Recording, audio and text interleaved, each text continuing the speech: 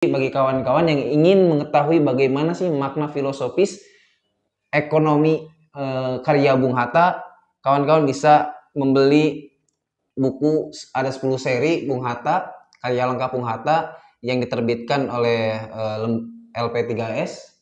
Nah, di sini kawan-kawan bisa memahami bagaimana biografi, mulai dari biografi hingga kancah perpolitikan dan pemikiran-pemikiran ekonomi dari Bung Hatta. Dan LP3S ini memberikan diskon sebesar 15% bagi kawan-kawan yang ingin membeli. Silahkan nanti cek di deskripsi untuk proses pembelian dari buku lengkap karangan Bung Hatta ini yang diterbitkan oleh LP3S ini. Interupsi. Baik, bismillahirrahmanirrahim. Assalamualaikum warahmatullahi wabarakatuh. Kembali lagi dengan saya, Kang Hasan, selaku host Interupsi, dan kita hari ini akan membahas mengenai interupsi bedah buku atau review buku dari LP3S. Nah, hari ini telah hadir salah satu tokoh koperasi dari Dinas Koperasi Provinsi Jawa Barat. Beliau adalah Pak Im, ya seringkali disebut Pak Im ya, lebih akrab dipanggil Pak Im. Beliau hari ini kesibukannya di penyuluhan PPKL penyuluhan petugas penyuluhan koperasi lapangan gitu ya. Jadi beliau sangat concern di perkoperasian. Nah, menyambut hari koperasi ulang tahun ya, hari ulang tahun koperasi ke-75. Nah, kita menyajikan urgensi kenapa kita harus mengetahui ekonomi kerakyatan yang digagas oleh Bung Hatta. Dan Bung Hatta telah menerbitkan, LP3S telah menerbitkan karya-karya lengkap dari Bung Hatta, ada 10 seri. Dan di sini, di podcast ini kita akan membahas apa sih yang digagas, bagaimana Bung Hatta mendapatkan ilham atau ilmu pengetahuan tentang ekonomi kerakyatan gitu, dan dampak dari koperasi untuk kesejahteraan ekonomi sosial. Nah, langsung saja Pak Im, kita akan membahas mengenai sebetulnya dari mana sih Bung Hatta ieu teh mendapatkan ilham atau ilmu pengetahuan tentang ekonomi kerakyatan gitu. Baik, ini ada, sebelum menjawab itu ya, ada puisi karya pemikiran Bung Hatta yang bagus ya, untuk didengar, diresapi oleh kaum muda khususnya, dan kita semua sebagai warga negara Indonesia. Emang di sini ada pesan khususnya kepada pemuda Indonesia. Kepada pemuda Indonesia yang ingat akan sumpah dan janjinya. Indonesia tanah pusaka, pusaka kita semua. Marilah kita berdoa, Indonesia bahagia. Marilah kita berjanji, Indonesia abadi. Kusampaikan isi buku ini agar jadi pendorong baginya untuk serta membangun Indonesia yang adil dan makmur dengan perasaan berbakti kepada tanah air. Muhammad Hatta. Dari isi ini ada kata ya, rangkaian lirik dari mulai Indonesia tanah pusaka, pusaka kita semua. Marilah kita mendoa, Indonesia bahagia. Marilah kita berjanji, Indonesia abadi. Ada satu kata yang sangat luar biasa filosofis, dan itu menjadi kiblat pergerakan perjuangan setiap hembusan napas kita sebagai pribadi dan juga sebagai bangsa, yaitu Indonesia bahagia. Indonesia bahagia. Bahagia itu kata luar biasa. Itulah cita-cita bangsa ini, dan kesanalah gitu. Kita semua tujuan ini. Nah, sosok Bung Hatta ini kalau dalam dunia koperasi kita mengenal sebagai bapak koperasi. Ini luar biasa ya, koperasi 12 Juli itu hari kelahiran koperasi. Sekarang yang ke-75. Kemudian sebulan setelah itu 12 Agustus itu hari kelahirannya Bung Hatta. Wow. Oh, sama berarti tanggal 12.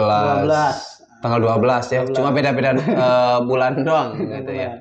Jadi persiapan Harkop, nanti persiapan sekaligus persiapan hari lahirnya Bung Hatta. Akhirnya harus kita syukuri ya kelahiran sosok beliau ini, karena kalau saya baca ya cerita tentang Bung Hatta, apalagi sisi nasionalismenya, saya kira kalau pendapat saya itu ranking pertama bagi bangsa Indonesia ini adalah sosok proklamator Bung Hatta.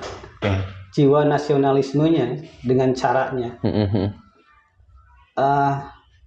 menetes air mata ini ketika baca perjuangan dan rasa kecintaan Bung Hatta pada negeri ini.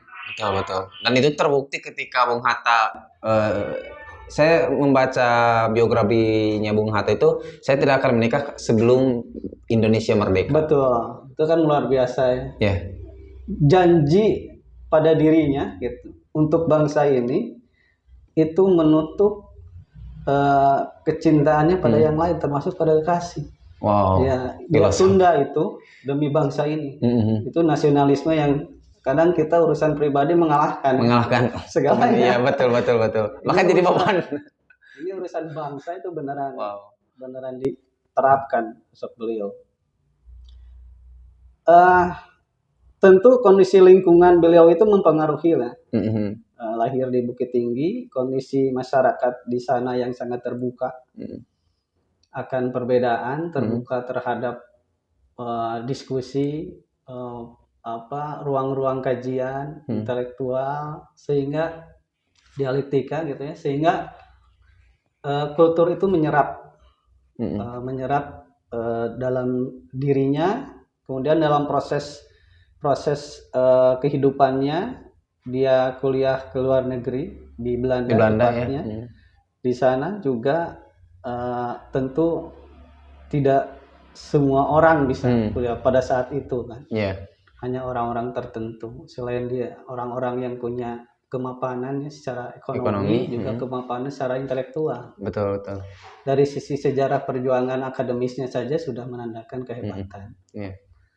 Lingkungan dia dalam berinteraksi terhadap lingkungan yang sekitar ya, bagaimana menginternalisasi lingkungan menjadi sebuah pelajaran penting bagi dirinya, itu juga sebuah kemampuan yang luar biasa. Sehingga banyak sekali gagasan-gagasan dia dengan konsep nasionalismenya itu di antara isme-isme yang ada di lingkungan tempat dia bergaul, itu tidak serta-merta membuat dirinya terbuai dan terbawa alur isme-isme yang ada. Soalnya tidak terintervensi gitu. Tidak terintervensi, berkontribusi ya, tetapi ada filterisasi di dalam dirinya, sehingga mewujud gitu ya, ada proses inputnya isme-isme di lingkungannya itu masuk, tapi dirinya kecintaan akan bangsa dan juga kemampuannya dalam menginternalisasi terhadap bangsa ini, sehingga memfilter isme-isme itu sesuatu yang bagus dan relevan menjadi output. Alhasil adanya gagasan-gagasan beliau, diantaranya konsep ekonomi kerakyatan itu. Jadi peranan lingkungan dengan keberagaman sosial atau pemikiran itu sudah dirasakan oleh Bung Hatta ketika ia masih kecil. Betul. Sehingga perbedaan-perbedaan itu yang yang sebetulnya tidak didapatkan oleh beberapa kalangan anak muda hari ini gitu, karena satu dan lain hal gitu ya, sehingga hanya menerima ilmu pengetahuan itu dari sisi A saja gitu, nggak secara universal mendapatkan ilmu pengetahuan ataupun perbedaan. Nah, Bung Hatta dari kecilnya mendapatkan mendapatkan pengalaman yang sangat luar biasa, pembelajaran yang sangat luar biasa karena lingkungannya yang berbeda-beda dan beragam. Apakah itu yang menjadikan Bung Hatta kecintaan atau rasa nasionalismenya itu tumbuh dan terus berkembang seperti itu? Ya. Kalau saya melihat ke internalisasi dirinya ya,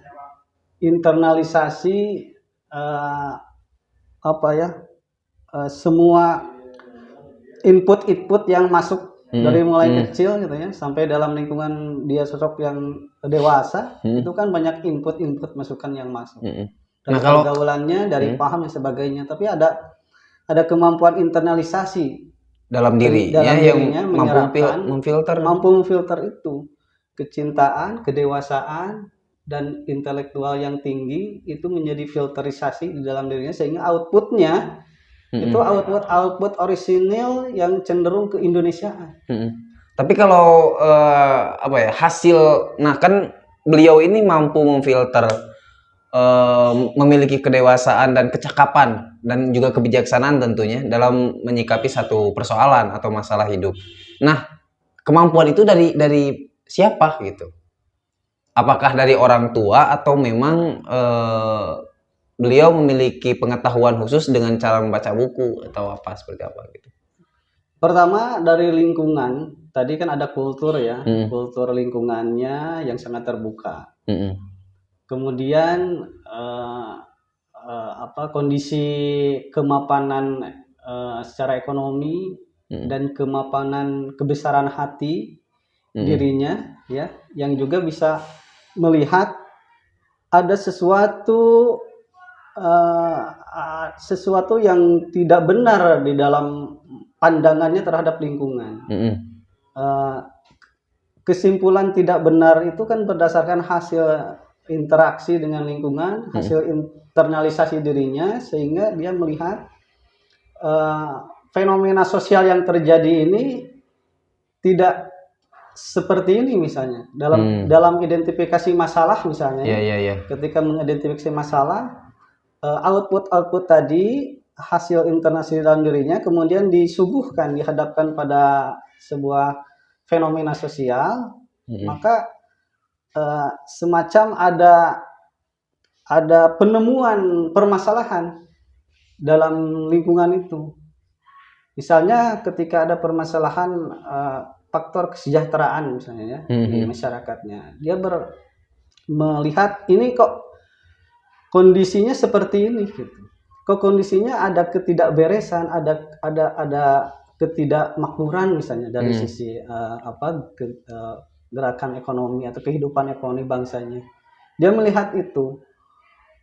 Bung Hatta ini kan sosok aktivis gitu ya, sosok intelektual organik gitu. Kalau kita bedah semacam pendikotomian atau pembagian intelektual itu ada intelektual tradisional, ada intelektual organik. Okay. Nah, bedanya gini, kalau intelektual tradisional itu dia melihat fenomena sosial itu sebagai kondisi objektif dan digali kondisi sosialnya itu digali menjadi banyak pengetahuan, mungkin dia wujudkan dalam bentuk klasifikasi, tingkatan, karakteristik di penggalian fenomena sosial. Yang ada itu digali menjadi sesuatu pengetahuan baru yang menjadi hasanah pemahaman. Tapi itu di usia berbeda dengan intelektual organik. Nah, kalau intelektual organik, fenomena sosial itu tidak dijadikan sebagai keadaan yang mutlak kebenaran. Dia akan sandingkan dengan konsep kebenaran yang sudah dia pahami dalam dirinya. Sehingga fenomena sosial itu beda ya tindakannya ya. Betul. Intelektual tradisional menyikapi fenomena sosial, dia dikaji fenomena sosial itu menjadi sesuatu hasanah pengetahuan, menjadi sebuah nilai akademis. Tapi kalau intelektual organik, dia melihat fenomena sosial, ketika ada sebuah permasalahan, dia rubah kondisi sosial tersebut. Jadi agent of change itu betul. Dia merubah, kok keadaannya seperti ini. Nah, dia menjadi sebuah sasaran untuk sebuah perubahan. Ini tidak benar kondisi seperti ini. Misalnya struktur, kita masuk misalnya pemisalan ya, struktur bangsa Indonesia pada saat itu. Ada 3 level lah gitu ya, fondasi. Nah, 3 level. Level yang paling tinggi, ini level orang-orang kulit putih ya pada saat itu dalam arti kaum orang-orang Belanda ya gitu. Oh iya. Kaum putih sang penguasa yang memiliki kebijakan yang paling tinggi. Kemudian di bawah itu ada golongan orang-orang perantara ya. Perantara dalam arti perantara itu antara produsen dengan konsumen. Yang memproduksi dengan yang mengkonsumsi. Oke. Nah ini kan ada perantara tuh yang media atau pedagang lah gitu ya. Ini memproduksi, ini mendagangkan. Ya. Perantara ini banyak sekali dikuasai oleh orang-orang saudara kita dari Tionghoa. Nah, kemudian bukan pribumi juga nih. Kemudian level bawah, nah itu label yang mengkonsumsi. Ini level perantara itu kan pedagang. Iya. Ibarat pabrik nih, ada pabrik yang jualan, Hasan menjualnya kepada siapa? Pada si penjualnya, inilah level bawah, konsumtif sifatnya. Nah, struktur sosial yang paling bawah ini adalah orang-orang pribumi, orang-orang Indonesia, orang-orang yang serba kecil, ya, yang petani kecil, pedagang kecil, modal kecil, nah semua yang keuntungan kecil, ini berserakan. Kondisi sosial ini kemapanan ekonominya menjadi rendah. Nah, ini permasalahan. Iya. Sedangkan yang namanya berekonomi, kalau dalam buku ini dikatakan berekonomi itu adalah upaya menuju kemakmuran. Kebahagiaan tadi yang maksudnya. Filosofisnya kebahagiaan. Nilainya kebahagiaan ya. Tapi indikator ekonomi adalah kemakmuran. Oke. Kalau Pak Im ini edisi yang berapa? Seri yang keberapa? Ini buku 8 ya. Buku 8 tentang ilmu ekonomi, dunia usaha dan perkembangan masyarakat. Nah, Bung Hatta ketika memahami dan menyadari adanya konstruksi sosial yang tidak semestinya menurut beliau, di usia berapa itu teh? Pasca kuliah. Oh, ketika muda sudah gitu dewasa. Berarti pada usia kecil dia kan sudah melihat fenomena sosial ya. Pada usia kecil fenomena sosial, tetapi kan kondisinya tidak banyak hal yang bisa dilakukan. Tentu ada keterbatasan. Seiring manusia berkembang, kemampuannya kan bertambah. Semakin berkembang, maka apa yang bisa dilakukannya semakin bertambah. Nah, pada sisi perjuangan kebangsaannya kan telah mengantarkan dia pada sebuah kedudukan di mana memiliki kebijakan yang kuat. Betul. Nah, satu sisi ada idealisme ekonomi yang dia miliki, sisi lain dari sisi aspek perjuangan politiknya dia mencapai pada kedudukan tertinggi karir politiknya pada saat itu. Sehingga kondisi kekuatan struktural ini menjadi jalan bagi dia memperjuangkan gerakan-gerakan pemikiran ekonomi yang dia yakini itu. Tapi sayangnya tidak lama ya sayangnya. Tapi kalau untuk alasan misal latar belakang kenapa Bung Hatta ini lebih fokus ke ilmu ekonomi, apakah kan beliau itu ketika di Belanda jurusan ekonomi juga, ekonomi. Nah, keputusan ia untuk untuk terjun langsung di ilmu ekonomi, apakah memang karena latar belakang banyak masyarakat kecil yang tidak bersatu itu untuk menolong harkat derajat mereka, atau mungkin karena hal lain gitu? Apakah contohnya seperti ini, Bung Hatta berpandangan atau menafsirkan bahwa di masa depan ekonomi inilah yang akan berkuasa gitu, seperti itu? Karena begini, sosok Bung Hatta itu kan sosok filosof. Jarang orang yang melihat sosok Bung Hatta sebagai sosok filosof kan? Sebetulnya sosok filosof.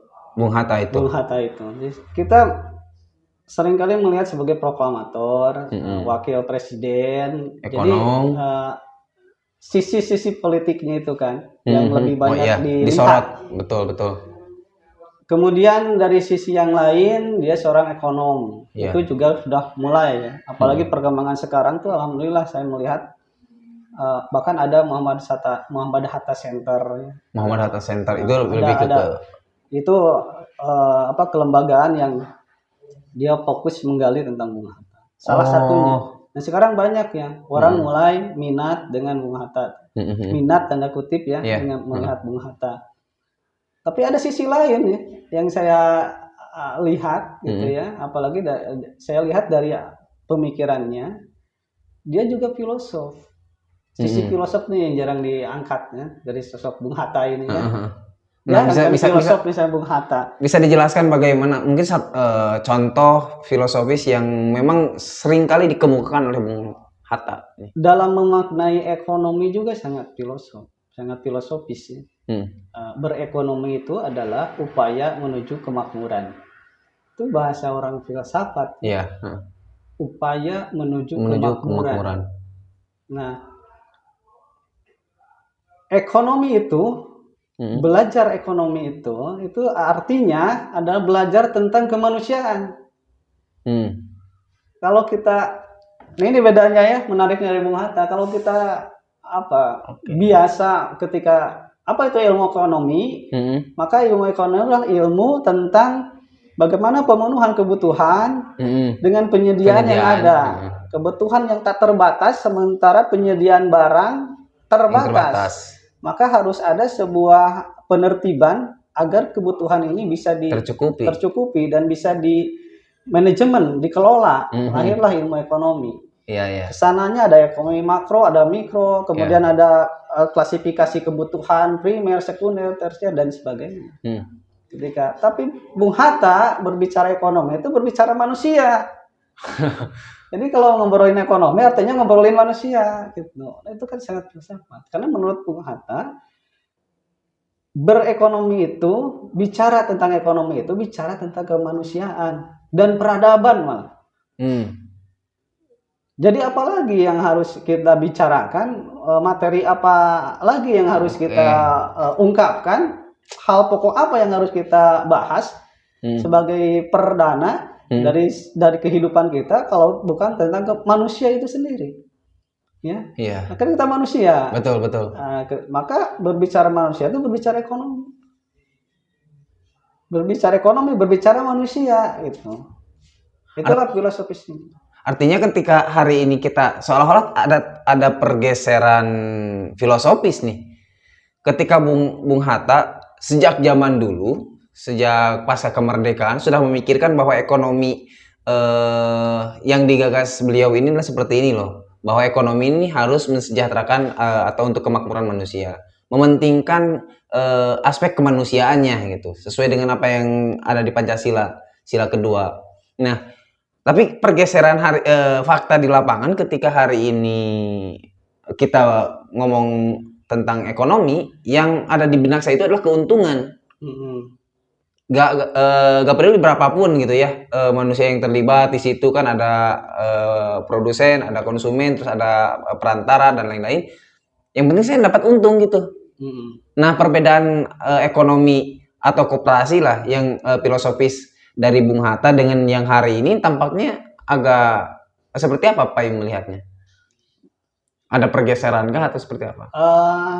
Sangat bersinggungan sebetulnya. Jadi kalau saya melihat konsep ekonomi Bung Hatta itu kan sangat filosofis. Bicara ekonomi itu artinya bicara manusia.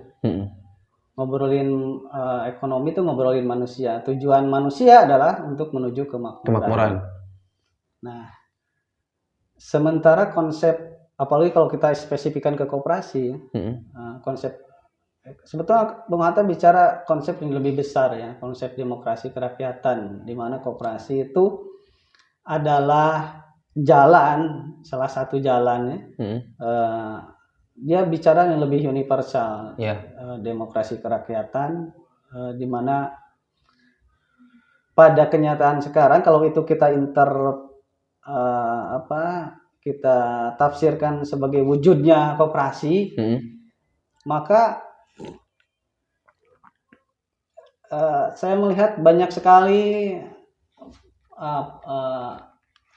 ketidaksesuaian antara yang dikonsepkan oleh Bung Hatta dengan maraknya pertumbuhan pendirian koperasi saat ini, dengan motif pendirian koperasi. Motif pendirian koperasi. Nah, koperasi dari sisi kuantitas ya, dari sisi jumlah, Indonesia tuh banyak. Mungkin ada 100, tahun 2020 saja ada 123.000 sekian jumlah koperasi di Indonesia itu. Tetapi secara apalagi kalau secara sesuai dengan nilai-nilai Bung Hatta itu sangat sedikit. Bung Hatta melihat koperasi itu bukan sebagai bisnis ya. Koperasi itu sebuah gerakan rakyat kecil ya, atau golongan-golongan kecil tadi ya, untuk mewujudkan kemakmuran dirinya. Jadi koperasi itu asal atau motif pendiriannya itu upaya gerakan terhadap kondisi yang ada, upaya perlawanan. Jadi ada kehidupan ini, ekonomi yang kurang mapan, belum makmur gitu ya. Ada keterbatasan, kemudian ini disatukan, bersatu dalam satu gerakan bersama, gerakan rakyat kecil lah, gerakan golongan kecil untuk kesejahteraan dirinya. Awal motif perjalanannya koperasi dirikan itu tuh. Sementara kalau lihat fenomena sosial sekarang, orang mendirikan koperasi itu kan bisnis. Yang tadi yang dicari adalah keuntungan. Sementara Bung Hatta menyatakan motif pendirian koperasi atau cara kerja koperasi itu bukan pada orientasinya, bukan profit oriented, bukan orientasi pada keuntungan, tapi pemenuhan kebutuhan. Bisa saja koperasinya untungnya kecil, tak masalah, selagi dia mampu memenuhi kebutuhan anggotanya. Tujuan dari Bung Hatta membuat koperasi itu sebagai pemenuhan kebutuhan. Orientasinya bagaimana gerakan ini terorganisir dalam sebuah institusi, di mana institusi itu menjadi sebuah wadah yang mampu memenuhi kebutuhan anggota koperasi. Jadi orientasinya adalah kebutuhan, titik fokusnya pemenuhan kebutuhan anggota. Nah, sekarang kebanyakan adalah orientasinya pada keuntungan. Mengejar keuntungan sebesar-besarnya. Ini yang saya melihat dari 2012 ya, jadi penyuluh koperasi itu. Sekarang 2022 sudah 10 tahun. Juli ini sudah satu dekade kita. PKL ini satu dekade. Saya melihat fenomena itu. Jarang sekali koperasi didirikan dengan motif dalam rangka ini adalah sebuah gerakan. Koperasi ini adalah sebuah aksi gitu. Implementasi aksi. Yuk kita aksi. Yuk kita demonstrasi. Yuk kita berjuang. Berjuang untuk apa? Pemenuhan ekonomi. Lewat apa? Lewat koperasi. Lewat organisasi bersama. Nah, kan ini ada pergeseran nih, meskipun di tubuh koperasi itu sendiri ya. Jadi pemaknaan atau pendalaman filosofis koperasi atau ekonomi menurut Bung Hatta itu dalam tanda petik kurang menginternal terhadap anggota-anggotanya, mungkin seperti itu. Atau memang karena situasi sosial, ekonomi sosial yang hari ini berkembang sehingga ada pergeseran makna dari koperasi itu sendiri hingga pada akhirnya bukan lagi pemenuhan ekonomi, pemenuhan kebutuhan anggotanya gitu, tapi profit oriented. Apakah mungkin itu latar belakang kenapa adanya pergeseran makna ataupun sistem gerak dari koperasi? Terjadi pergeseran pada perkembangannya ya, di fase perjuangan Bung Hatta. Di sisi lain dia meneriakan perjuangan tentang konsep ekonomi kerakyatan. Di sisi lain tadi ya, saya ambil apa yang dikatakan Bung Hatta, bahwa dinamika ekonomi itu tidak lepas dari faktor lingkungan, faktor politik, kultur, betul. sosiologi dan sebagainya. Kalau di bab ini ada sosiologi ekonomi, bagaimana konsep ekonomi itu dipengaruhi oleh sosiologi. Nah, faktor sosial itu tadi politik, kultur, ya, perkembangannya itu, Bung Hatta dari sisi mungkin kaderisasi ya, semenjak beliau meninggal, kemudian penerusnya juga tidak banyak. Ya. Di sisi lain, faktor politik juga mendominasi, menjadi sebuah menjadi faktor yang sangat berperan dalam sebuah putusan negara. Nah, faktor politik itu kan membuat terinstitusinya para pelaku kebijakan. Nah, dalam kebijakan ini, dalam perkembangannya, ini yang terjadi distorsi pemikiran antara Bung Hatta dengan selanjutnya. Sehingga, nah, yang selanjutnya ini kan saya melihatnya ada ketidakkesinambungan pemikiran, ketidaksinambungan gairah, ya, perjuangan. Sementara yang ini juga ada faktor politik lingkungan yang harus jadi pertimbangan, sehingga mulai di situ pergeseran titik beloknya itu mulai di sana mulai terjadi gitu.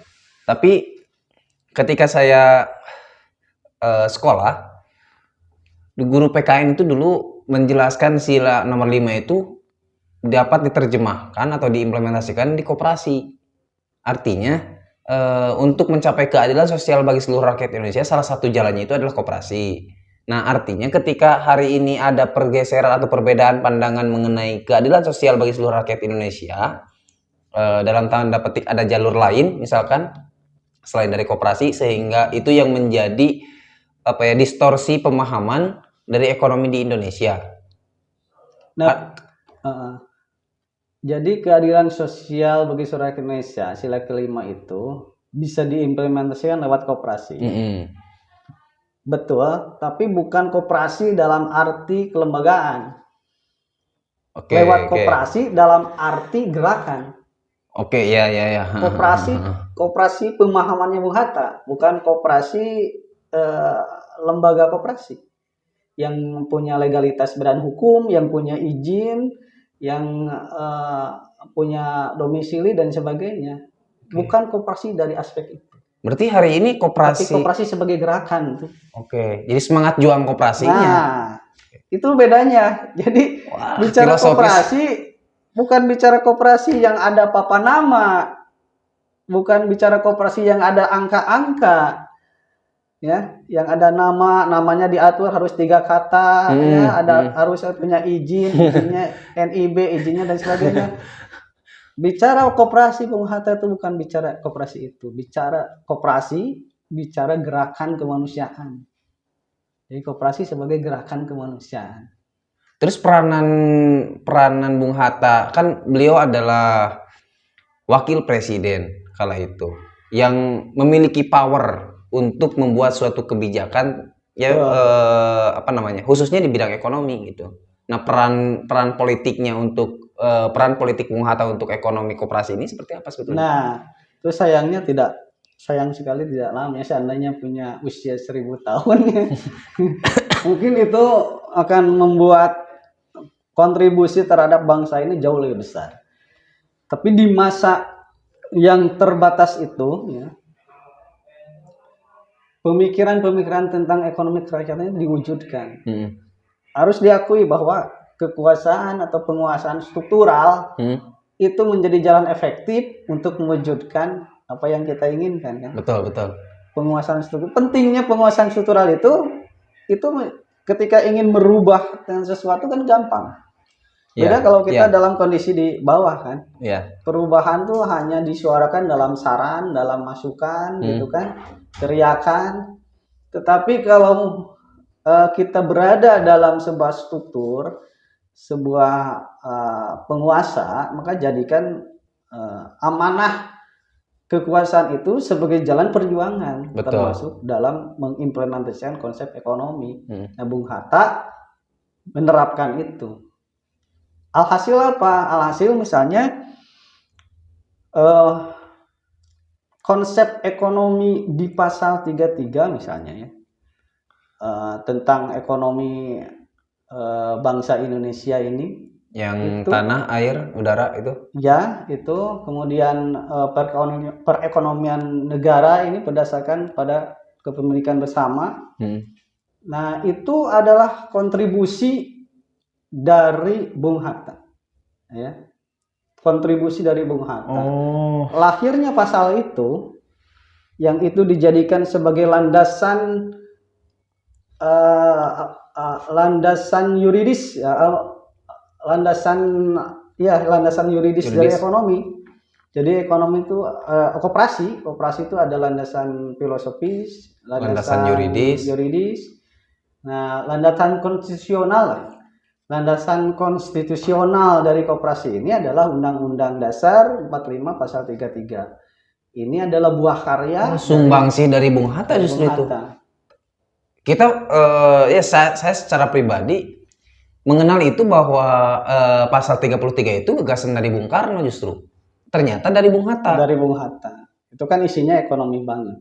Bagaimana konsep ekonomi bangsa ini. Oke. Kepemilikan bersama.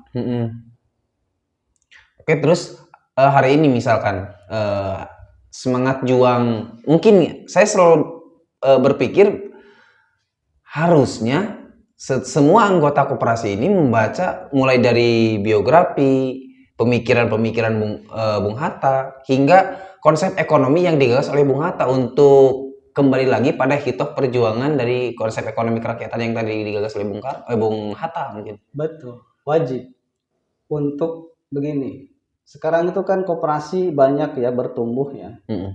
Kemudian pertumbuhan koperasi itu tadi kan motifnya adalah bisnis.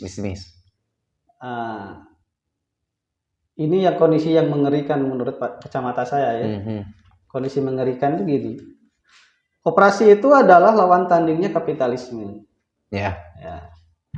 Sementara fenomena sekarang yang saya lihat, bagaimana banyak koperasi-koperasi didirikan itu adalah hanya sebagai jalan ya, jalan untuk bisnis. Hanya sebagai sebuah upaya pengamanan bisnis kapitalis. Jadi labelnya koperasi, tapi di dalamnya kapitalis. Isinya kapitalis. Padahal koperasi dibuat itu untuk melawan kapitalis. Padahal filosofisnya lawan tanding harusnya. Tapi kenyataan banyak nih koperasi didirikan, khususnya koperasi yang simpan pinjam, KSP itu banyak. Siapa pemilik KSP ini? Adalah satu orang sang pemilik modal atau sekelompok orang sang pemilik modal. Banyak sekali secara struktural KSP ini sang pemilik sejatinya dia tidak masuk dalam keanggotaan koperasi, dia hidden. Bersembunyi sang pemilik modal, dia yang memodali koperasi ini. Sementara yang jadi strukturnya adalah pegawai, sejatinya pegawainya. Pada kenyataannya itu adalah pegawai, hubungannya adalah pemilik dengan pegawai. Pemiliknya hidden, bersembunyi, kemudian pada tatanan struktural mewujud dalam jadi pengurus, jadi pengawas. Nah itu pegawai-pegawainya. Tapi dalam konsep tulisannya ya pengurus koperasi, ya pengawas koperasi. Seperti halnya struktur organisasi koperasi lah. Itu kan perangkat organisasi koperasi kan terdiri dari rapat anggota, pengurus, pengawas, dan anggota. Nah pengurus adalah nanti diangkat dari anggota kan. Pengawas juga dipilih diangkat dari anggota. Nah banyak sekali koperasi yang ini hanya pemenuhan administrasi saja.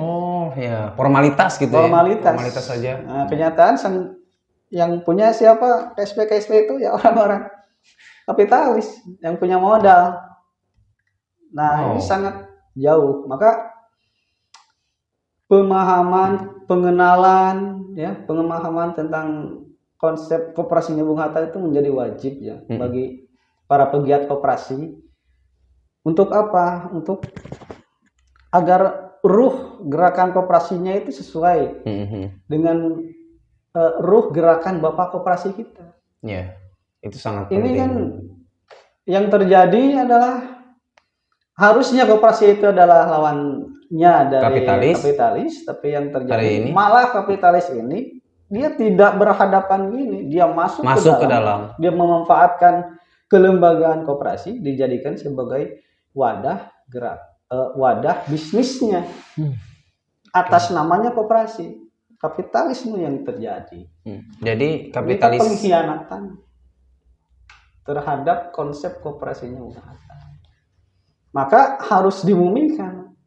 Pemahaman khususnya para pegiat koperasi ini menjadi wajib mengenal Bung Hatta, belajar tentang Bung Hatta, memahami konsep koperasinya Bung Hatta itu menjadi wajib agar harapan saya bisa kembali pada hitoh nilai koperasi itu sendiri. Ya.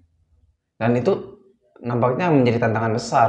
Itu tantangan besar. Kenapa? Karena memang sebelum kan ketika hari ini kita menyadari bahwa anggota-anggota koperasi masuk ke dalam koperasi menjadi anggota koperasi itu kan untuk keuntungan, mendapatkan keuntungan awal mula mereka atau awal mula seseorang masuk ke koperasi. Nah, ketika hari ini kita mau sadarkan bahwa kepentingan Bung Hatta untuk membuat atau membentuk atau mendirikan koperasi ini adalah untuk memanusiakan manusia lah secara tidak langsung seperti itu. Maka ada distorsi pemikiran juga tuh di dalam pikiran atau dalam batin si anggota koperasi itu. Oh, ternyata kan saya mau mendapatkan keuntungan mata asuka koperasi oge gitu. Tapi akhirnya kalah kudu mikiran batur gitu. Nah, bagaimana langkah strategis agar supaya pemerintah hari ini mau itu dari nasional sampai ke tingkat daerah untuk kembali pada hitoh perjuangan Bung Hatta dalam mendirikan koperasi? Bung Hatta menyatakan bahwa bukan koperasi kalau tidak ada pendidikan perkoperasian. Bukan koperasi kalau tidak ada pendidikan koperasian. Nah, statement itu sekaligus adalah upaya untuk mengembalikan hitoh perjuangan ekonomi koperasinya Bung Hatta oleh para pegiat koperasi ini. Jadi lewat apa? Lewat pendidikan. Karena menyadarkan orang, ya, ini kan orang berbuat salah itu kan banyak faktor ya. Orang berbuat salah itu banyak penyebabnya. Ada faktor ketidaktahuan, maka dikasih tahu lah. Ada faktor khilafan, dia tahu tapi khilaf, maka ingatkanlah. Nah, ada faktor-faktor kesalahan yang lain. Nah, untuk pemenuhan ketidaktahuan dan juga kesadaran, maka lewat pendidikan harus menerapkan, sadarkan. Jadi acara-acara seperti ini salah satu ya. Betul. Salah satu sarana untuk menyadarkan itu. Hal lain yang masif ini yang harus dilakukan oleh gerakan koperasi adalah pendidikan perkoperasian. Itu di undang-undang ada, di undang-undang koperasi Undang-Undang 25 tahun 92 ada prinsip koperasi. Prinsip koperasi yang ada 5, kemudian upaya untuk menambah pengembangan dalam rangka pengembangan koperasi ditambah 2 prinsip, yaitu pendidikan koperasi dan kerjasama antar koperasi. Nah, ini yang ke-6 ini, pendidikan koperasi ini sudah secara aspek hukumnya sudah ada di undang-undang koperasinya, tinggal dilaksanakan. Tapi sejauh mana implementasinya ini masih kurang. Dari sisi pemerintah juga pelatihan ini banyak ke teknis ya. Banyak ke teknis, bagus gitu ya. Bagus itu untuk sebagai bekal untuk penerapan pengembangan usahanya, karena butuh skill, butuh pengetahuan untuk melaksanakan, mengeksekusi usaha koperasi itu. Tetapi selain itu, ini yang jarang ya kalau menurut saya, jarang itu adalah materi-materi kalau dalam pelatihan itu yang sifatnya filosofis, yang sifatnya konsep nilai gitu. Iya. Ini yang jarang. Mungkin hanya di batas perkuliahan, di seminar-seminar adanya, di pembicaraan podcast-podcast seperti ini. Tapi difasilitasi dalam wujud yang lebih serius itu jarang. Nah, ini pendidikan itu menjadi penting. Pendidikan laksanakan dan materi tentang pendidikannya tolong itu wajibkan. Filsafat koperasi atau konsep ekonomi koperasinya Bung Hatta itu harus menjadi wajib untuk dipahami, untuk disebarkan, dibaca, dipelajari. Karena itu nanti jadi nutrisi, itu menjadi pengingat kita bahwa seperti ini loh koperasi itu seharusnya. Seharusnya ini loh konsep koperasi yang dicita-citakan Bung Hatta. Ini kan harus disadarkan, harus disuarakan. Betul. Nah, lewat pelatihan salah satunya. Nah, kalau pelatihan di koperasi ini ada jenjangnya atau seperti apa? Atau memang seminar-seminar biasa aja gitu yang diprogramkan oleh pemerintah? Pelatihan itu ada sifatnya eksternal, internal. Kalau eksternal itu lebih bersifat partisipatif. Jadi si gerakan-gerakan koperasi dia berpartisipasi ikut pada pelatihan-pelatihan yang diselenggarakan, baik itu oleh pemerintah atau oleh pihak swasta. Lembaga-lembaga, banyak juga lembaga-lembaga yang mengadakan pelatihan webinar gitu, banyak juga. Ada juga pelatihan, ini yang terpenting adalah pelatihan internal. Oh, di internal koperasi itu sendiri? Di internal koperasinya melaksanakan pendidikan perkoperasian. Hadirkan atau wajibkan materi konsep koperasinya Bung Hatta ini harus menjadi materi yang wajib untuk disampaikan bagi gerakan koperasi. Kenapa? Karena itu nanti akan mencuci batin pergerakan pegiat koperasi. Jadi ada kesadaran yang ditimbulkan juga. Harapannya itu menyadarkan. Kan harus diingatkan. Betul. Ini implementasi dari watawasabil haq watawasabil sabr. Jadi ingatkan buat pendidikan itu dengan berbagai cara, apalagi konsep pendidikan koperasi ini juga tak harus formal juga ya. Artinya tidak harus dalam bentuk pendidikan anggota yang formal gitu ya, ada kepanitiaan, ada dilaksanakan, ada peserta, apa saja dilakukan, baik itu share tentang video Bung Hatta, share tentang materi tulisannya Bung Hatta, atau dengan jalan lain sekarang dengan era industri 4.0, sebagai digitalisasi, jadikan produk teknologi ini sebagai jalan memudahkan sosialisasi pemikirannya Bung Hatta. Betul. Nah, terus dilaksanakan secara formal bagus. Nah, yang jangan formal juga gitu. Yang pasti pendidikan itu harus dibumikan oleh segenap gerakan koperasi. Nah, terus kalau kan biasanya di institut atau di universitas itu ada koperasi mahasiswa. Nah, itu juga di bawah naungan dinas koperasi gitu ya. Ada pelatihan-pelatihannya juga. Tergantung kelembagaannya. Kalau dia berbadan hukum, jangankan bukan hanya Kopma. Jadi fenomena koperasi ini ada koperasi, berarti kita baca koperasi dari sisi identitas ya, kelembagaan. Kalau koperasinya Bung Hatta kan sebuah gerakan, sebuah ideologi ekonomi kan. Tapi pertanyaan barusan berarti melihat koperasi secara identitas. Betul. Ya, koperasi itu ada yang berbadan hukum, ada yang tidak berbadan hukum. Nah, ketika koperasi yang berbadan hukum, artinya dia legalitas punya SK Kemenkumham pengesahan dari kalau awal tuh dari Kanwil atau Departemen Koperasi, perkembangan selanjutnya berubah yang mengeluarkan Kementerian Koperasi. Nah, sekarang jadi nggak perlu Kemenkumham sekarang. Sekarang perlu. Dari 2019 akhir itu mulai yang mengeluarkan pengesahan itu dari Kemenkumham. Jadi kalau sekarang didirikan koperasi yang mengesahkannya Kemenkumham. Ada koperasi yang tidak memiliki itu, tidak memiliki legalitas SK badan hukum, tidak memiliki izin dan sebagainya.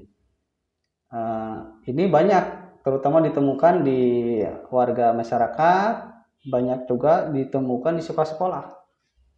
Banyak tuh sekolah-sekolah yang dia berkoperasinya sudah puluhan tahun tapi tidak berbadan hukum.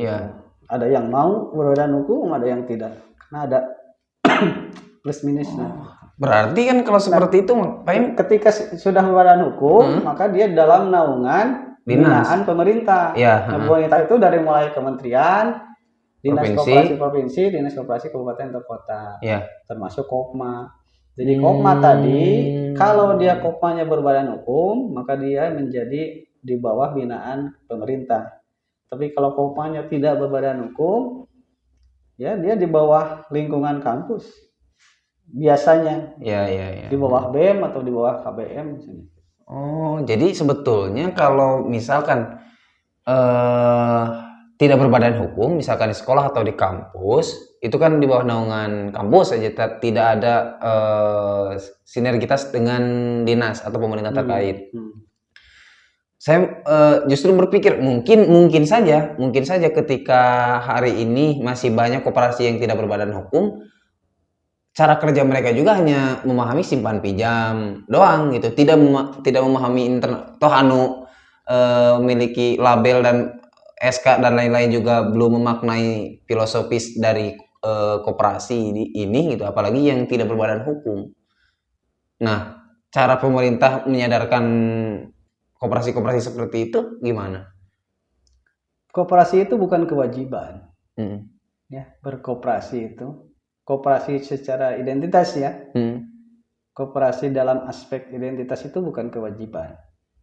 Tapi kalau koperasinya konsepnya Bung Hatta, itu keniscayaan ya. Keharusan semua orang meskipun dia bukan anggota. Karena koperasi bukan melihat koperasi kelembagaan ya. Koperasi gerakan, sebuah gerakan. Bahwa kita harus bersatu.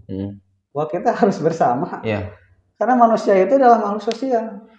Ini kalau di NDPHM itu kajian koperasi itu kajian bab individu dan masyarakat. Kajian koperasi itu nyambung ke sana kepada keadilan sosial ekonomi. Nah, tapi kita melihatnya dari sisi koperasi kelembagaan ya, identitas. Nah, dari sisi itu berkoperasi itu bukan kewajiban, bukan keharusan.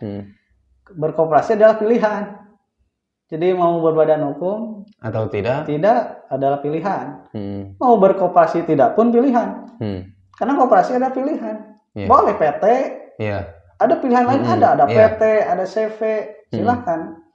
Gitu. Kalau dalam dunia keuangan tidak harus berkoperasi disimpan pinjam, boleh dia kalau punya uang bikin bank. Kan itu pilihan. Koperasi. Nah, terlepas dari itu, apapun kelembagaannya, yang titik tolak dari Bung Hatta ini adalah nafasnya gitu. Gak apa-apa dia koperasinya tidak berbadan hukum, tapi dalam gerakan berkoperasinya, dia berkoperasi dalam rangka orientasinya pemenuhan kebutuhan. Itu jauh lebih bagus ketimbang koperasi berbadan hukum, tapi gerakannya adalah bisnis, hanya dijadikan sebagai topeng. Untuk meraup keuntungan pribadi sang pemodal itu. Jadi disclaimer jadi sebetulnya yang harus memahami makna ataupun makna filosofis dari koperasi versinya Bung Hatta ini bukan hanya anggota koperasi, tapi semua masyarakat Indonesia juga wajib untuk memahami semua elemen masyarakat. Koperasi, masyarakat sebagai calon pendiri koperasi ya, yang belum dia berkoperasi, pemerintah, legislatif. Karena produk hukum di Indonesia ini kan gini, Indonesia kan negara hukum ya. Segala sesuatu diatur kan. Apa coba yang tidak diatur? Betul. Di negeri ini gitu ya. Semuanya diatur ya. Aduh, pokoknya negara hukum. Negara yang ngatur banget ya di Indonesia ini. Di negara lain koperasi itu bahkan tidak ada kementerian koperasi, departemen koperasi. Di Jepang misalnya koperasi ada di bawah departemen, tapi bukan departemen koperasi, departemen pertanian. Departemen pertanian. Karena koperasinya bergerak di pertanian. Oke. Jadi di bawah naungan pertanian. Di negara-negara Eropa tidak ada departemen perkoperasian. Tapi ada koperasinya. Ada koperasinya, bahkan bagus berkembang. Oh. Di Indonesia, nah ada kementeriannya. Okay. Koperasi, ada dinas koperasi dan sebagainya yang tugasnya membina koperasi. Semuanya ada yang mengatur. Nah, betul. Dampaknya gini, koperasi ketika berdirikan, tadi kan koperasi tidak berbadan hukum kan? Iya. Ada koperasi tidak berbadan hukum, ada berbadan hukum. Ketika masyarakat mendirikan koperasi dan berbadan hukum, dia jadi naungan di bawah pemerintah kan?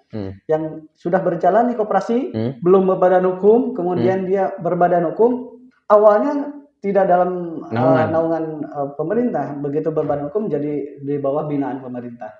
Nah, dalam binaan pemerintah itu terimplementasikan produk hukum. Sekarang itu produk hukum di koperasi itu ada, kalau saya menyebutnya internal eksternal gitu ya. Internal itu produk hukum yang dibikin oleh koperasi. Yang bikinnya koperasi, yang buatnya koperasi. Melakukannya koperasi, yang harus nurut koperasi. Apa itu? Dari mulai yang tertinggi, struktur hukum tertinggi yang internal ini adalah anggaran dasar. Anggaran dasar itu yang bikinnya koperasinya. Yang merumuskan koperasi, menyepakati koperasi, yang menjalankan koperasi. Kemudian anggaran rumah tangga, persus dan seterusnya. Nah, ada lagi produk hukum eksternal. Ini produk hukum yang koperasi tidak bikin, tetapi koperasi itu harus turut terhadap produk hukum ini. Apa contohnya? Yaitu undang-undang tertingginya undang-undang perkoperasian. Sekarang undang-undang 2592. Sekarang lagi ini undang-undang koperasi ini lagi digodok sekarang, lagi ramai, lagi di rancangan undang-undang perkoperasian sedang berlangsung. RUU perkoperasian. Nah, ini undang-undang. Nanti RUU kan kalau disahkan jadi undang-undang kan, undang-undang perkoperasian. Di bawah itu ada PP, ada Permenkop dan seterusnya. Ini eksternal. Koperasi tidak bikin aturan itu. Tetapi begitu aturan ini ada, koperasi harus nurut. Tunduk patuh terhadap aturan ini. Kalau tidak tidak turut, nah dia akan ditindak, ada sanksi. Nurus tunjung jenanya. Artinya apa? Produk ini kan produk hukum eksternalnya itu kan mempengaruhi kehidupan berkoperasi di internal. Siapa yang bikin ini persoalan? Siapa yang bikin produk hukum koperasi yang itu akan dikonsumsi oleh semua gerakan koperasi? Adalah mereka para pemangku kebijakan, yaitu legislatif. RUU-nya sekarang eksekutif. Kalau Indonesia kan sistem disebutnya trias politika tidak murni kan. Artinya eksekutif dan legislatif ini kan sama-sama membuat produk hukum. Produk mereka harus, nah pertanyaannya sejauh mana mereka memiliki pemahaman tentang koperasinya Bung Hatta ini misalnya, kalau kita mau diarahkan ke sini. Bung Hatta. Karena mempengaruhi produk hukumnya itu kan. Nah, kalau berarti beda sudah beda filosofis lagi sebetulnya. Betul nggak? Sepakat kan gini. Bung Hatta nih bikin koperasi, ada makna filosofisnya, ada filosofis kenapa dibuat koperasi. Kenapa berkoperasi? Nah, hari ini kebijakan pemerintah dibuat mulai dari rancangan hingga disahkan jadi undang-undang, itu kan juga harus mengacu pada filosofinya. Iya. Jangan hanya membuat undang-undang itu harus memiliki nilai filosofis yang mumpuni. Betul. Nilai itu. Nah, harus dipastikan itu. Nah, tinggal sekarang kajiannya adalah pemangku atau perumus RUU perkoperasian ini filosofis mana gitu. Sejauh mana dia memahami itu. Itu kan ada unsur pemerintah, Kementerian Koperasi, ada unsur legislatif nih, para anggota dewan. Sejauh mana para anggota dewan dia memahami tentang koperasinya, khususnya koperasinya Bung Hatta. Sejauh mana bekal. Karena apa yang akan diutarakan, apa yang akan dia katakan setuju, apa yang akan diketuk palu, itu akan berbuah produk hukum dan itu akan mempengaruhi dalam gerakan pegiat koperasi ini. Gitu. Ini sebetulnya kalau pentingnya orang memahami filosofis koperasinya Bung Hatta pentingnya pada semua lapisan, pada semua elemen, dari mulai masyarakat, pegiat koperasi, sampai yang tak kalah penting para pemangku kebijakan di atas sana itu harus orang-orang yang punya fondasi pemikiran Bung Hatta yang kuat, sehingga nanti akan melahirkan produk-produk hukum yang memiliki ruh gerakan koperasi yang Bung Hatta inginkan. Tapi menurut Pak Im, analisa Pak Im hari ini, pemerintah di Indonesia secara umum itu ada nggak sih tokoh yang memang berpegang teguh pada konsep filosofis berkoperasi ala Bung Hatta, atau memang udah dililit oleh orang-orang kapitalis? Orang-orang yang memiliki kecintaan dan juga generasi-generasi penerus Bung Hatta ini, kalau saya lihat positif ya, perkembangannya sekarang ya. Karena sekarang tuh mulai orang banyak, mungkin dia ada titik internalisasi dirinya ya, sehingga koperasi ini kok gini ya, apa bedanya kalau gitu koperasi dengan PT, apa bedanya koperasi dengan bank, kok sama aja, hanya beda nama. Ini bank, ini koperasi, ini PT, ini koperasi, sama aja. Nah, ada titik, mungkin beberapa orang mengalami titik itu ya, titik jenuh pada titik sana gitu, sehingga dia sebenarnya koperasi itu apa sih? Nah, mungkin ya beberapa menginternalisasi itu, sehingga dia mencari inquiry gitu ya, penemuan, dia mencari sebenarnya titik koperasi Indonesia atau konsep koperasi yang benar itu yang bagaimana sih. Nah, ketika orang-orang mencari, maka dia akan mencari kepada titik awal. Nah, balik dekat bukan, maksudnya ke titik awal bagaimana konsep koperasi itu disuarakan. Oh iya. Nah, yang menyuarakan koperasi ini ya kita sebut sebagai bapak koperasi, Bung Hatta ini. Nah, sehingga itu akan mengantarkan dia pada keingintahuannya itu akan mengantarkan dia untuk belajar tentang Bung Hatta, belajar tentang koperasi, filsafat koperasi, filosofisnya Bung Hatta, mulai belajar, sehingga muncul sekarang banyak, bahkan ada lembaga Muhammad Hatta Center, ada beberapa tokoh pemateri juga banyak menyuarakan ekonominya, kerakyatannya Bung Hatta. Kalau di kampus, di Kopin ini juga disuarakan. Nah, positif sih melihatnya. Jadi riak para pegiat koperasi yang ingin kembali mungkin ya pada jati diri koperasi yang sesungguhnya udah mulai. Dan di sisi lain orang-orang yang taruhlah pendakwah Bung Hatta gitu ya, pendakwah pemikirannya Bung Hatta juga menggeliat, udah mulai. Ini fenomena yang positif. Jadi optimisme itu ada sebetulnya. Ada. Nah, tinggal di sisi lain bagaimana fenomena ini juga dimiliki oleh pemangku kebijakan.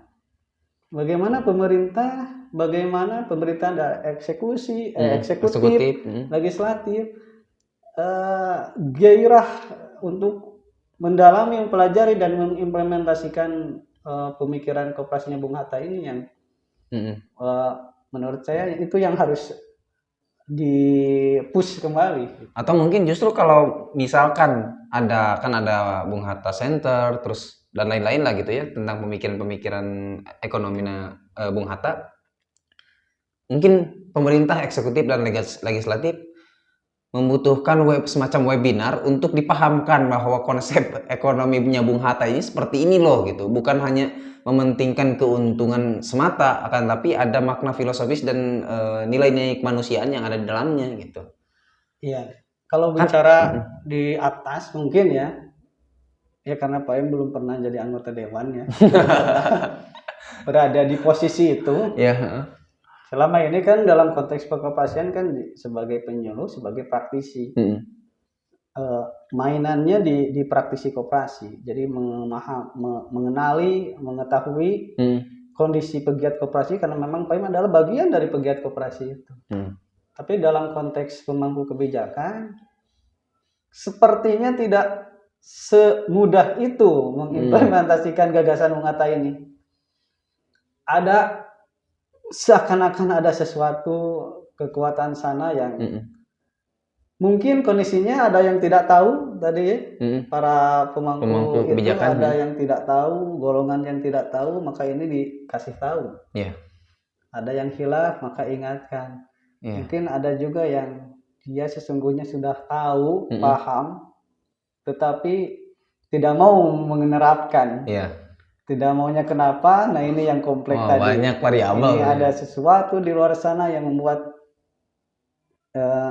dia tidak serta-merta pemahaman tentang Bung Hattanya. Jadi bukan tidak paham, dari sekian banyak pastilah ada sebagian yang paham, tetapi sulit untuk kepemilikan pemahamannya itu tidak serta-merta menjadikan jaminan bagi dia untuk menerapkan gitu. Ada faktor X yang mempengaruhi itu. Apabila memang ini menjadi tantangan yang sangat besar, bukan hanya untuk anggota koperasi tapi untuk masyarakat Indonesia, karena memang pada dasarnya kita bangsa Indonesia ini berdiri untuk menentang kapitalisme. Itu kan dasar pemikiran bangsa Indonesia dalam membangun ekonominya gitu, karena ada ekonomi kerakyatan. Nah, kalau Pak Im membaca buku Bung Hatta edisi yang ke-8 ini, ada penemuan unik ataupun pemikiran unik yang berbeda untuk akademisi hari ini mungkin ya, pemikiran-pemikiran berbeda dari Bung Hatta dari buku ini?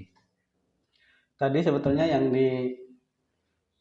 dikatakan bahwa koperasi sebagai sebuah gerakan, yaitu esensi dari buku ininya. Jadi dari struktur latar belakangnya ada struktur sosial yang terjadi, kemudian ada kaum kita, bangsa pribumi ini ada di posisi mana? Ternyata dalam posisi yang tidak makmur. Sedangkan kehidupan manusia ini adalah menuju kemakmuran. Betul. Artinya apa yang kondisi yang terjadi dengan harapan tujuan yang diinginkan ada gap kan. Nah, ini harus disatukan sebagai sebuah gerakan untuk menuju kemakmuran tadi lewat koperasi. Hal pendapat inilah di dalam buku inilah yang itu satu ya yang menarik, bahwa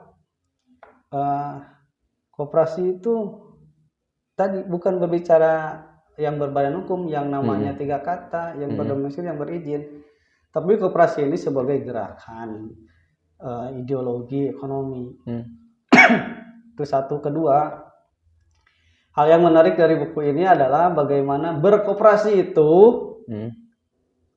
Tadi misalkan pertanyaan dari Hasan kan, kenapa fokus Bung Hatta itu ke ekonomi gitu ya di dalam hidupnya. Tadi, jadi saya jawab ternyata Bung Hatta itu bukan hanya sebagai politikus, ekonom, dia juga filosof. Karena dia berpendapat bahwa berbicara manusia itu berbicara ekonomi. Berbicara manusia itu berbicara ekonomi. Ya makanya fokus pembicaranya tentang ekonomi, karena berbicara ekonomi itu ya berbicara manusia. Betul juga. Kan gitu. Ini yang berbeda dengan biasanya, yang kebiasaan ngobrolin ekonomi, materinya apa? Kalau Bung Hatta ngobrolin ekonomi itu ngobrolin manusia dan peradaban. Perubahan dari ini harus diorganisir. Nah, kalau kita selintas ya di bab 1 ada sosiologi ekonomi, itu berbicara bagaimana dinamika ekonomi dipengaruhi oleh kondisi sosial. Tidak bisa ekonomi itu berada dalam ruang kosong, berdiri sendiri gitu ya, mekanistis gitu, tapi dia sangat dinamis. Dia dipengaruhi oleh lingkungan sosial, politik mempengaruhi, kultur budaya mempengaruhi, psikologi mempengaruhi. Nah, tidak bisa, maka dinamika ekonomi di suatu daerah meniscayakan berbeda dengan ekonomi di daerah lain. Nah, itu pula ketika konsep apakah kapitalis misalnya cocok untuk kapitalisme diterapkan di Indonesia, Bung Hatta ini sampel aja pemikirannya, contoh pemikirannya. Tidak cocok. Kata Bung Hatta tuh. Nah, ini nyambung dengan bab 3 tentang rasionalitas. Rasionalisasi bahwasanya ada kultur yang berbeda antara kaum barat dengan kaum timur. Ya.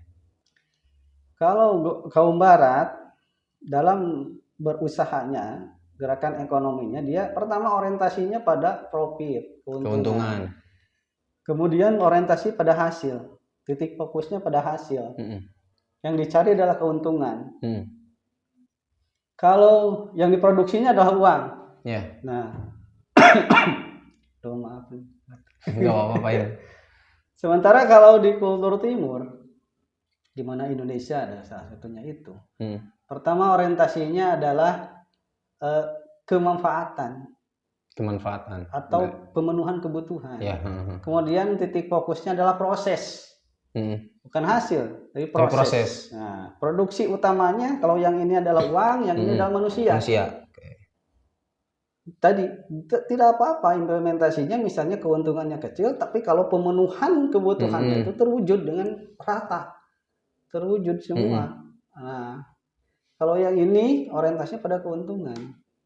Nah, makanya kultur kapitalisme yang lahir di barat ini tidak cocok dengan kultur yang ada di timur, yang ada di Indonesia. Nah, itulah mengapa ini harus diserang atau harus dilawan kapitalisme ini. Nah, itu di bab 1 ini. Kemudian di bab 2 ada perusahaan ekonomi. Nah, itu berbicara bagaimana kebutuhan-kebutuhan pribadi tadi. Nah, kalau di kapitalisme kebutuhan pribadi itu berjalan secara alamiah, bagaimana dinamika dan proses pasar itu berjalan. Nanti siapa yang tanda kutip hukum rimba ekonomi terjadi, siapa yang kuat, dia yang menang. Nah, kondisi ini tidak cocok dalam kultur Indonesia. Indonesia dia memiliki budaya gotong royong.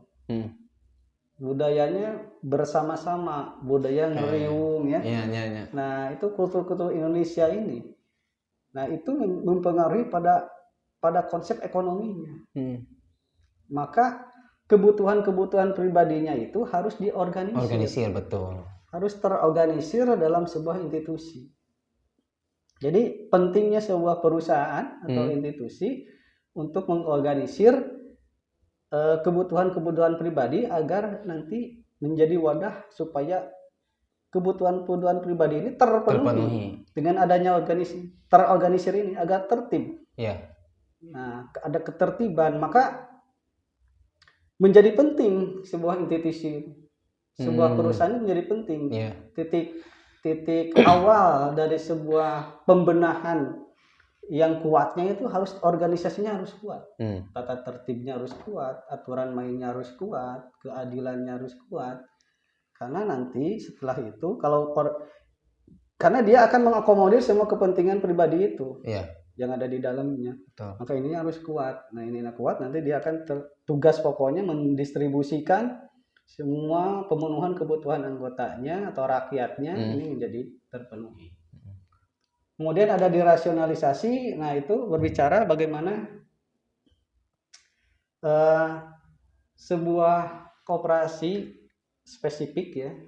Kita bicara koperasi itu ada faktor yang sangat mempengaruhi maju mundurnya. Pertama, solidaritas.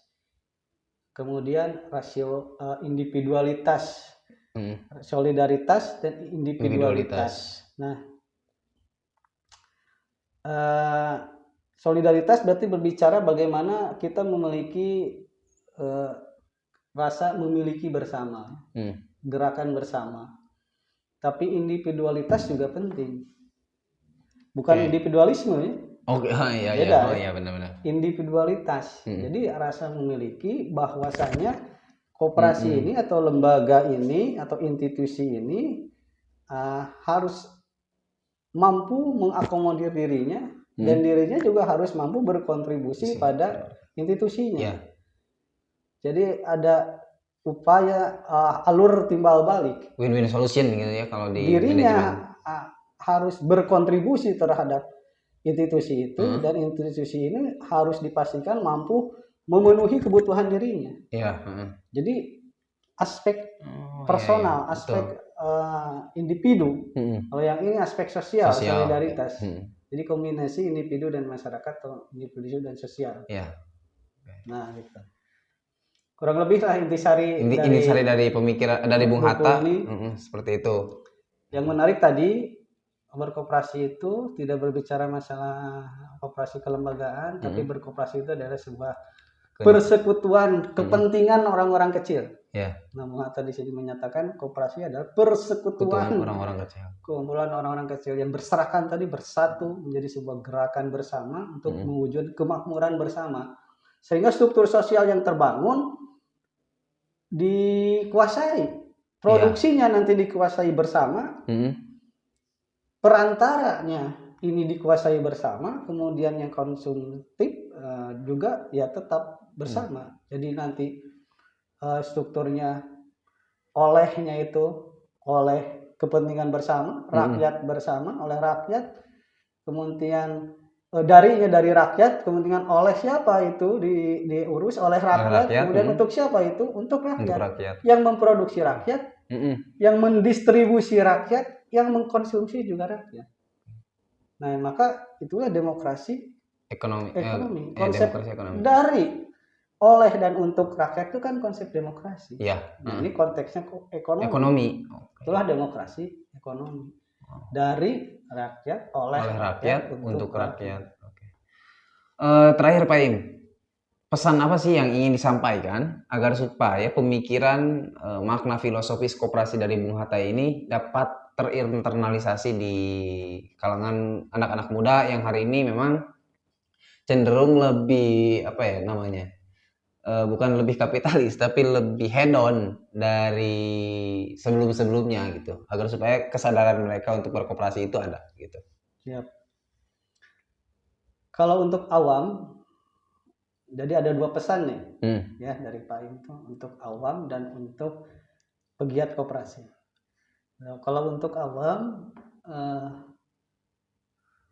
ya harus kenalilah koperasinya Bung Hatta, pemikiran Bung Hatta.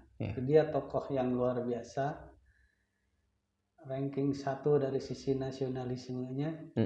Tak kenal maka tak sayang. Kenalilah. Nanti akan banyak pelajaran-pelajaran penting dari konsep ekonominya Bung Hatta. Karena beliau itu sosok filosofis yang menyatakan berbicara manusia itu berbicara ekonomi. Salah satu organisasi mahasiswa tujuannya adalah mewujudkan masyarakat adil dan makmur yang dari Allah. Mewujudkan masyarakat yang adil dan makmur. Maka hal pertama yang harus dilakukan adalah penyelesaian ekonomi. Jadi ekonomi itu aksi konkret dari sebuah organisasi manapun, ya, aksi konkret dari sebuah lembaga apapun, aksi konkret dari setiap aksi kita secara pribadi. Hal pertama yang dilakukan, yang harus selesai itu adalah ekonomi. Barang siapa lemah di ekonomi, dia akan lemah peradabannya. Barang siapa kuat ekonominya, dia akan kuat peradabannya, dia akan menguasai dunia ini. Coba terka siapa sekarang yang menguasai dunia ini adalah negara-negara yang ekonominya kuat. Nah, maka Islam kalau harus kuat, ya Islam harus kuat ekonomi. Indonesia kalau mau menguasai bumi ini, dunia ini, ya harus kuat ekonominya. Kita harus kalau mau jadi manusia, ya harus selesai ekonominya. Nah, itu satu. Pesan kedua untuk para pegiat koperasi. Kalau memahami koperasi hanya berkiblat pada teks regulasi, maka kita hanya akan menjadi manusia mekanistis, teknis, berpikir teknis, dan menjadi intelektual tradisional. Tetapi pemahaman koperasi sejatinya harus diawali dari pemahaman tentang manusia dan kemanusiaan itu. Memahami koperasi harus diawali dari pemahaman tentang manusia dan kemanusiaan. Itulah pesan Bung Hatta sebenarnya. Yeah. Yang paling kutip gitu ya, yang paling ambil menjadi inspirasi gitu. Jadi kalau mau memahami koperasi, jangan hanya baca undang-undang perkoperasian, jangan hanya baca PP peraturan pemerintah, hanya baca peraturan menteri koperasi, jangan hanya teks regulasi, tapi bacalah nilai-nilai filosofis koperasi itu sendiri, dan itu tiada lain, tiada bukan referensi yang paling diutamakan untuk mengkaji itu adalah pemikirannya Bung Hatta. Sehingga alhasil nanti pemahaman tentang koperasinya, dia paham koperasi secara teknis, dia juga kuat secara fondasi filosofisnya. Oke, luar biasa. Oke, jadi koperasi ini adalah investasi luar biasa yang disumbangkan oleh Bung Hatta untuk rakyat Indonesia. Jangan sampai koperasi ini menjadi tunggangan orang-orang kapitalis untuk meraup keuntungan bagi kepentingannya sendiri. Tapi koperasi ini harus berdiri dan maju bersama-sama untuk kepentingan bersama. Seperti yang tadi disampaikan oleh Pak Im, yang mengutip dari Bung Hatta, bahwa koperasi ini adalah makna filosofis dari gerakan sosial, gerakan masyarakat, siapapun itu, setiap elemen harus memiliki konsep filosofis dari koperasi dari Bung Hatta. Entah itu anggota koperasi ataupun bukan, tapi secara intinya atau benang merahnya, jangan sampai pemikiran atau jasa Bung Hatta ini hanya sebatas berhenti di pemikirannya saja, tapi juga harus terinternalisasi dalam kehidupan nyata kita, khususnya di bidang ekonomi. Oke, selanjutnya Pak Im, untuk kan hari ini besok 12 Juli 2022 adalah hari lahir atau hari ulang tahun atau apa Pak Im? Hari jadi koperasi yang ke-75 gitu. Nah, mungkin ada yang ingin disampaikan untuk spesial untuk Harkop yang ke-75 ini. Baik. 12 Juli 2022 esok adalah hari jadi koperasi yang ke-75, usia yang cukup mapan untuk gerakan koperasi. Selamat hari jadi koperasi yang ke-75. Besar tinggi harapannya koperasi bisa kembali kepada jati dirinya sebagai gerakan ekonomi kerakyatan. Demikian. Hidup koperasi Indonesia. Hidup koperasi Indonesia. Terima kasih Pak Im atas perhatiannya. Mudah-mudahan sehat selalu, amin, berkah selalu, lancar selalu kegiatannya, dan mudah-mudahan juga dengan lewat video ini banyak yang tersadarkan bahwa gerakan koperasi ini adalah gerakan kita, gerakan rakyat Indonesia untuk membangun kesejahteraan sesama warga negara Indonesia. Terima kasih atas kehadirannya. Jangan lupa untuk like dan share dan juga subscribe channel Kikai ini, dan tetap pantau untuk setiap konten yang akan disajikan untuk kebaikan kita bersama.